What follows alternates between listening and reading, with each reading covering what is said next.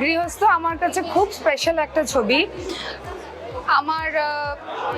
আমার ক্যারিয়ারগ্রাফে যে প্রজেক্টগুলো করেছি তার মধ্যে আমি বলতে পারি অন্যতম বোল্ড এবং রিস্কি ছবি, একটা গোটা ছবি যেখানে I have played a character Aparna, যে ট্রমাগুলোর মধ্যে দিয়ে গেছে, that has left her extremely depressed, extremely broken, এবং সেখান থেকে সে লড়াই করে আরেকটা মেয়ের জীবন বাঁচানোর জন্যে।